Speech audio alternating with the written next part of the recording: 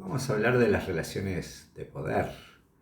Qué lindo tema, ¿no? Algo que permanentemente se pone en juego en las instituciones y que decimos, sí, si esto pasa es porque hay problemas de poder, hay conflictos, hay intereses.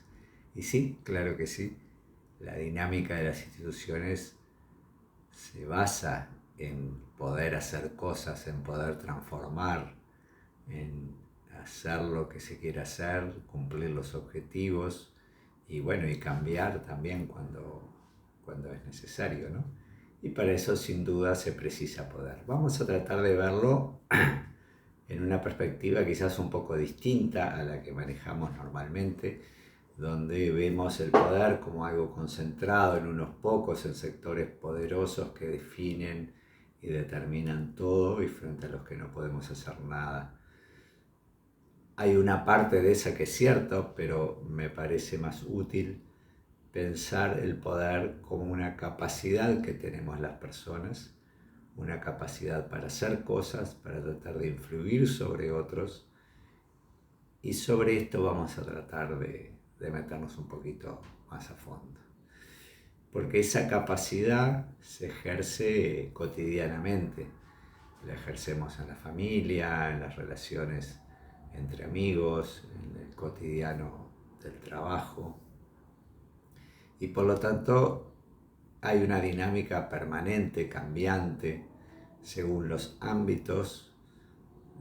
Podemos influir e incidir más en algunos lugares, quizás en nuestra casa, menos en otros, por ejemplo, de repente en el trabajo. Pero esto no tiene por qué ser siempre igual, algo estático. Puede haber cambios o situaciones que nos lleven a contemplar esta dinámica. Y cuando digo que es una dinámica y una dinámica permanente, la tenemos que ver también como una dinámica de relaciones. Es decir, que el poder no es algo etéreo que está por allá, ni es algo que tiene una persona de por sí y que no tenga que ver con qué pasa en esas relaciones entre unas personas y otras. Se enmarca también en un orden instituido. El mundo de las instituciones tiene determinadas pautas, valores, formas de hacer las cosas dominantes y ante eso muchas veces se levanta, ¿no?, lo instituyente, lo que cuestiona, lo que propone otras cosas. Lo instituyente para poder desarrollarse precisa poder, precisa capacidad de influir y de transformar. Y por lo tanto hay un orden instituido que va a tender a mantener las cosas de una determinada manera y dinámicas instituyentes que van a tratar de irla cambiando. Es una construcción social. El poder no es una obra divina, no es un don especial de algunas personas, es una construcción social en la que participan diversos actores y que sin duda tienen que ver con aspectos más colectivos, como las clases sociales o la raza, la identidad sexual, por decir solo algunos de esos factores. Y cuando pensamos en el poder, pensamos también en relaciones asimétricas. Es decir, que se ejerce, el poder actúa en relaciones entre personas, pero relaciones que en general implican una asimetría, que hay algunos que van a tener más poder de decisión o de influencia sobre otros. ¿Eso significa que los otros no tienen poder? Bueno, eso es parte de las reflexiones que hoy les quiero proponer. Esta dinámica del poder se mueve, diríamos, en una franja, en un eje entre la dispersión y la concentración. Uno puede buscar la mayor concentración posible de recursos, de personas, para poder así influir más, pero generar esa cohesión no es una tarea fácil, es una tarea bastante compleja, hay contradicciones, conflictos, y eso lleva más a la dispersión, algo que en un momento puede parecer como muy unido, sobre todo en situaciones más polarizadas de enfrentamientos, puede en otro momento mostrarse mucho más disperso, con diversidad de intereses, de propuestas, de expectativas, y como que ese poder concentrado puede quedar también más disminuido, disuelto, al menos disperso. Siempre tiene un efecto movilizador. Esto que les decía antes, el poder es acción, se ejerce, ¿no? Podríamos pensar que obviamente hay formas de ejercicio del poder que pueden pasar por no actuar, pero no actuar es una forma también de hacer algo, ¿no? Todo el movimiento de resistencia pacífica, el movimiento contra la violencia, ha usado muchas veces este no actuar, por ejemplo, sentarse en el piso, no moverse, aparentemente es no actuar, pero en realidad son formas de ejercer también esa capacidad. Y es una capacidad que no se limita a controlar a otros, a marcar límites, sino que tiene esa capacidad de producir, de crear, y siempre tiene una intencionalidad. Y cualquiera sean los cambios que queramos hacer, vamos a precisar poder, vamos a precisar acumular gente, recursos, ideas que influyan sobre otros y que nos lleven por ese camino, ¿sí? De modo que yo creo que tendríamos que sacarnos de la cabeza, digamos, la idea de que el poder es algo negativo, es algo malo o es algo que solo está en algunos, para ver qué pasa con esta capacidad, cómo la ejercemos, con quiénes, cuáles son las alianzas, los acuerdos, quiénes son nuestros rivales, quiénes se oponen, no necesariamente nuestros enemigos, ¿eh? Si estamos dentro de una organización y va a haber distintas posiciones y bueno, cada uno va a tratar de influir sobre los otros para que sus ideas prevalezcan, y esto no implica ver como enemigos a aquellos que piensen distinto o que tengan una opinión diferente. El poder tiene varias fuentes. Una fuente es el conocimiento, cada vez más se habla, ¿no? La información es poder, el saber técnico, el saber experto, la experiencia. Bueno, todo eso influye, nos da mejores condiciones para el ejercicio del poder. Una segunda fuente es el dinero. Sin duda que el mundo se maneja en gran medida sobre decisiones que tienen que ver con decisiones empresariales, decisiones que tienen que ver con el dinero, y que eso incluso tiene más fuerza que muchos países. Entonces, el dinero es importante, pero también si lo pensamos desde lo más micro, si yo tengo una organización barrial, estoy organizando una olla popular, estoy en un sindicato o un grupo en una iglesia y quiero hacer cosas, algo de dinero voy a precisar y voy a tener que poner de mi bolsillo, buscar que otros pongan de su bolsillo para poder reunirlo y poder utilizarlo. Lo legal es otra fuente de poder. La base es la creación de leyes, todo el cuerpo normativo tiende justamente a ese orden instituido, ¿no? A establecer las normas por las que se rige una sociedad, los estatutos, los reglamentos internos que rigen a una institución concreta en particular, y eso le da credibilidad, le da potestades, le da poder de decisión a determinadas personas por sobre otras. El cargo que se ocupa dentro de una estructura organizativa, la autoridad formal, que se desempeña, ¿no? Si yo soy director de un área, bueno, tengo un poder asignado que viene dado por el cargo que ocupo.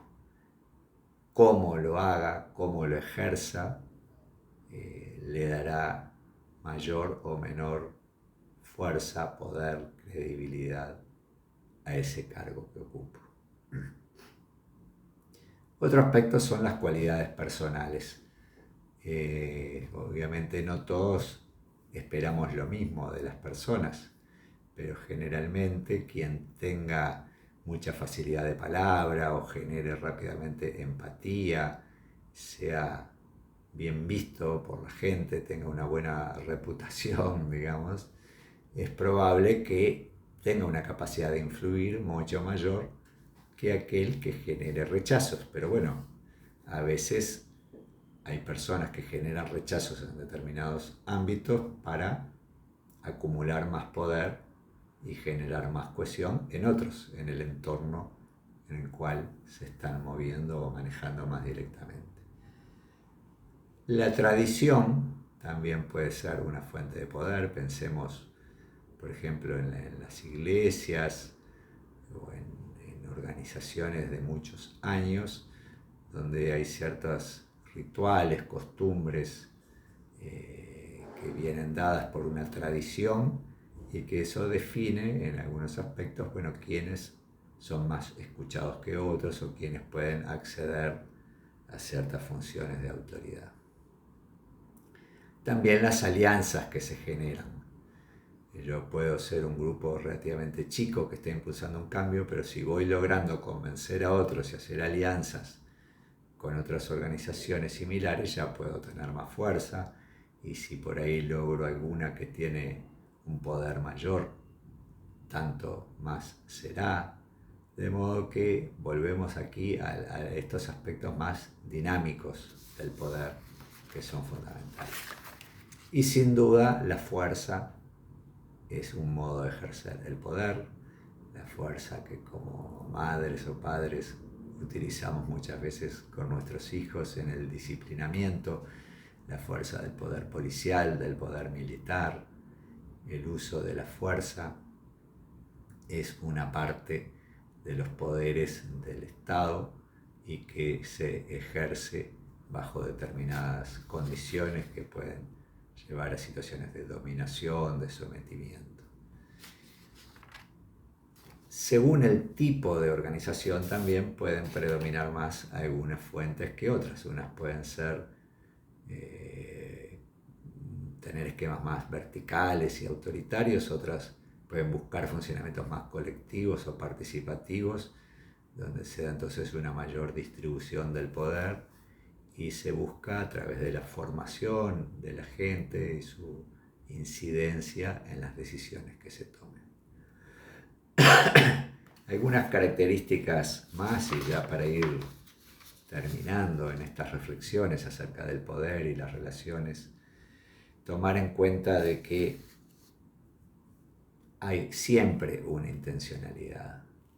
Aún si alguien dice, no, a mí no me interesa el poder, no, yo no quiero influir, yo no quiero hacer nada, y después vemos que esa persona está teniendo una participación más o menos activa, volcándose más por una opinión o por ejercer una influencia en algún sentido, bueno, está ejerciendo un poder, ¿no? De modo de que está bueno en realidad tener una intencionalidad de cambiar, y creo que es importante no manipular, ¿no? Poder explicitar qué es eso que uno quiere alcanzar. Tomar en cuenta que esta simetría de poder se basa en las relaciones desde que nacemos. La estructura familiar es un tipo de organización donde hay un poder ejercido básicamente por la madre, por el padre. Nosotros como hijos aprendemos, vamos aprendiendo y nos vamos socializando sobre la base de esa relación asimétrica, desigual, de ir obedeciendo y haciendo y siguiendo las orientaciones de los adultos. Y esto se repite en la escuela, se repite en el trabajo, se repite en el ámbito de la justicia, es decir, que la sociedad básicamente está estructurada sobre estas relaciones desiguales de poder, que como en todos los fenómenos institucionales siempre tenemos que ver que eso que está instituido puede ser cambiado, seguramente fue cambiado en otro momento de la historia y seguirá cambiando. Que se concreta en la acción por el ejercicio físico del poder, pero también por la palabra. Cuando maltratamos a alguien, lo desmerecemos, lo desvalorizamos, estamos también ejerciendo un poder verbal, o también si entusiasmamos a alguien, si lo motivamos, si lo reconocemos, estamos atribuyendo, acompañando a generar una fuerza que sea capaz de hacer cosas y de transformar. Hay un nivel que el poder precisa el reconocimiento de otros, busca el reconocimiento, precisa el reconocimiento de otros para poder expandirse, y que construye representaciones simbólicas, mitos, lemas, ¿no? Un logo, distintos símbolos que de algún modo buscan representar ese poder que tiene una institución, un grupo, una organización para llevar adelante sus ideas, que tiene que ver con la comunicación, con la información, ¿no? Esto de que la información es poder es algo que muchas veces hemos escuchado. Un lenguaje, uso un saber profesional hermético que me da como una cierta jerarquía y que a la vez aumenta la desigualdad porque es un modo de que otros no me entiendan o no me escuchen, y va a buscar también ciertas bases de legitimación en el orden jurídico o en lo religioso o en el orden social. Bueno, espero que estas reflexiones les sirvan, les ayuden a pensar cómo se mueven ustedes en cada uno de los ámbitos, cuánto hay de esto puesto en esto del orden de lo individual y cuánto tiene que ver también con lo colectivo, cuáles son esas experiencias colectivas que ustedes tienen de diferentes ejercicios de poder.